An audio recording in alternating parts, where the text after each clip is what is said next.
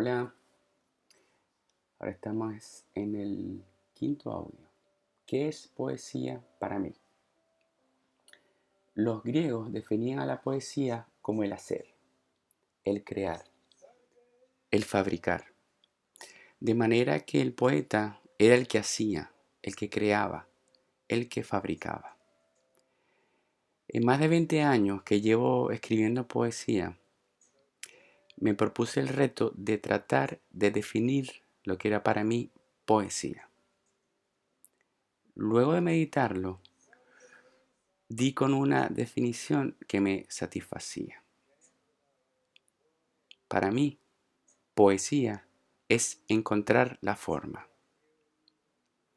Para los que saben, el soneto es una forma de poema que se originó en la corte del Sacro Emperador Romano Federico II, en Palermo, Sicilia, en el siglo XIII. La estructura de un soneto típico de la época incluía dos partes, que juntas formaban el argumento. Esa forma compacta la conformaban 14 versos. Los versos se organizan en 4 estrofas, 2 cuartetos, que son estrofas de 4 versos, y 2 tercetos, que son estrofas de 3 versos. La razón de la composición del soneto original en 2 cuartetos más 2 tercetos y el número 12 del total de los versos tiene su justificación filosófica en aquella época, en la cual surgió el soneto. Lo que quiere decir que sus creadores italianos encontraron la forma de expresar sus emociones según los dictados de su tiempo. Los griegos entendían que podría haber 3 tipos de poesía: la lírica o canción, la dramática o teatral y la épica o narrativa. Es decir, para ellos, la poesía lírica era la que se recitaba y la que comúnmente hace referencia a las emociones humanas. La poesía dramática, en cambio, era la que se representaba en los teatros. Y la poesía épica era la que hoy en día se conoce como literatura, es decir, la novela. Ahora bien, el haiku es una forma muy corta de poesía creada en el Japón, que consta de 3 oraciones o versos, que van en el orden de 5 sílabas, 7 sílabas y luego termina con otra de 5 sílabas. El origen de la forma se remonta al hokku, lo cual es la estrofa de apertura de un poema ortodoxo mucho más largo. La esencia del haiku es cortar, kiru.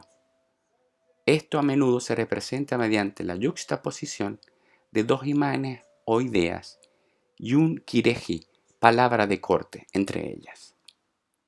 Aunque no me consta, porque poco es lo que he leído al respecto y no soy un experto en eso, esa forma de expresar 2 emociones diferentes para cortarlas con una tercera surge desde los japoneses, es decir, desde la manera de ver la vida por parte de ellos. Fue esa búsqueda de los japoneses de encontrar una forma de expresar emociones lo que les permitió crear el haiku. Ahora, comúnmente vemos poesía sin estructura aparente y el verso libre, que en principio no tiene una forma definida, como la del soneto o la del haiku, pero en verdad sí la tiene. T.S. Eliot, que era uno de los mayores poetas del siglo XX, o es uno de los mayores poetas del siglo XX, decía que construir algo que en apariencia no tenía una estructura era más esclavizante que componer un soneto, el cual, bueno, como ya vimos, tiene una estructura ya cerrada, aunque tiene sus variaciones, pero tiene una estructura. Y se darán cuenta cuando estén componiendo sus poemas, porque si en verdad lo hacen sin la parte racional del cerebro y escuchan esa vocecita interna, esa intuición, que les va a decir si está finalizado o no el poema. A veces un poema puede tener 3 líneas, a veces 300, a veces hasta 30.000. Ánimo, que sí pueden. Nos escuchamos en el siguiente audio.